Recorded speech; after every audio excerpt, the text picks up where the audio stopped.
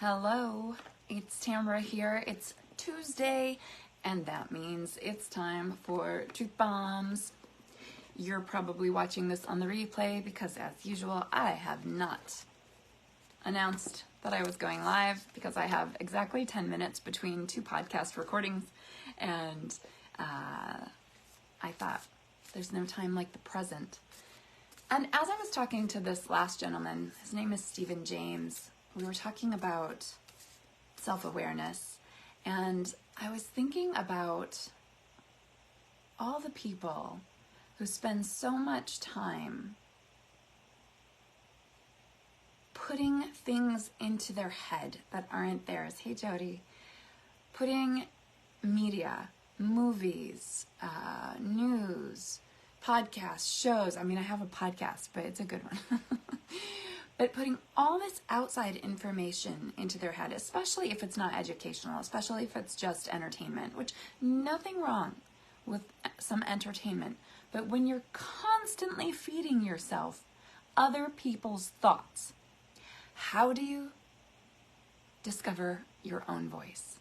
How do you know what you think? How do you know who you truly are if you're only allowing in information instead of taking time for silence and stillness and your own thoughts?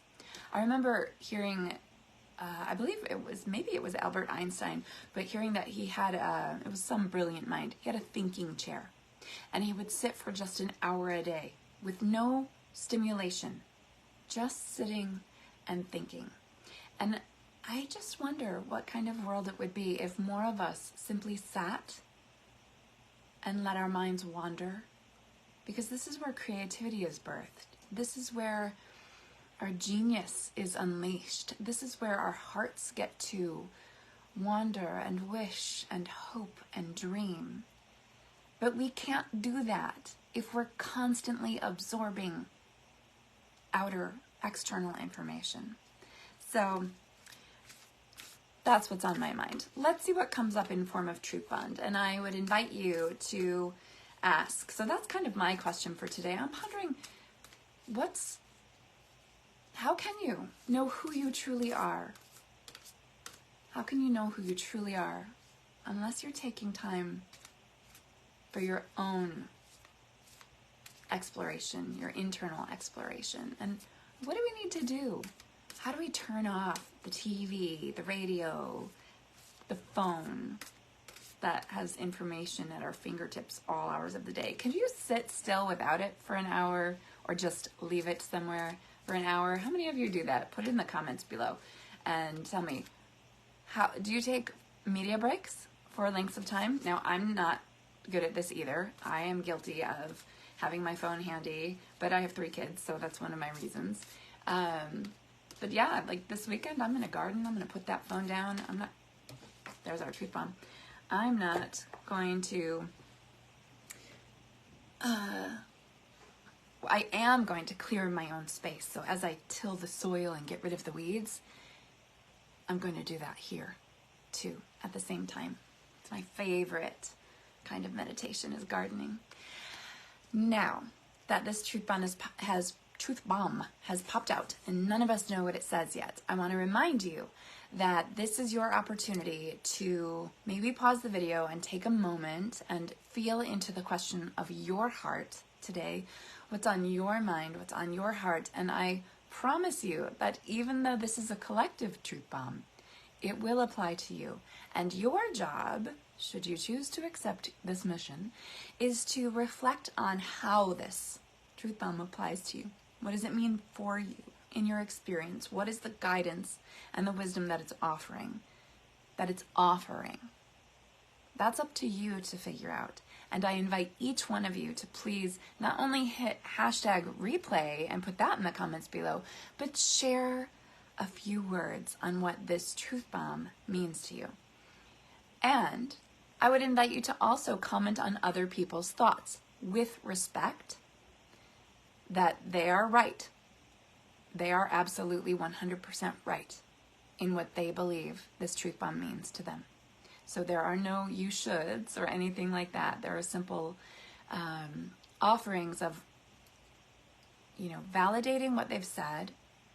And if you feel like it's important for you to share your own experience in that, that's where you share from your own lens, your own experience, your own perspective.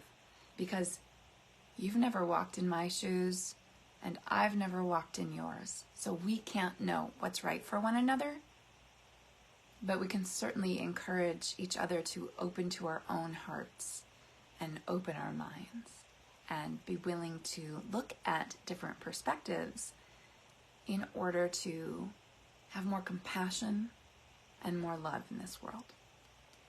Let's see what this truth bomb has to say. Oh. Are you fixing your flaws or expanding your potential? I don't know if this is backwards or forwards for you, but if you can read backwards, good. If it's forwards, good. It's all good. It just is your perspective. So are you fixing your flaws or expanding your potential? I love this one so much. Are you fixing your flaws or expanding your potential? Which one are you doing right now? And no judgment. This is judgment free. This is an honest assessment of where you are at in your journey. Are you fixing your flaws? Are you trying to learn more, getting another certification or reading another book until you're good enough to do what it is you're here to do? Or have you reached the point yet where enough is enough? You are enough. You don't need to learn anything more or do anything more or be anything different than what you are and who you are to simply expand your potential. I feel like this truth bomb fits perfectly in with what I was talking about, because I don't think we can expand our potential if we're just consuming. I believe that we expand our potential by getting still, by centering, by aligning, by clarifying, and then by opening to guidance. That's my take. What's yours? I want to hear all about it. I want to read all about it in the comments below. So when you add your thoughts about this truth bomb, please hit #replay and then tell us what you feel about this truth bomb. Are you fixing your flaws or expanding your potential? And let's expand the potential of this group and have an open-hearted, loving, kind, respectful communication in the comments below. I'm Tamara Zoner. I'm so grateful you're here, and I can't wait to see some of you in person this Saturday at our meetups, Coffee Connections.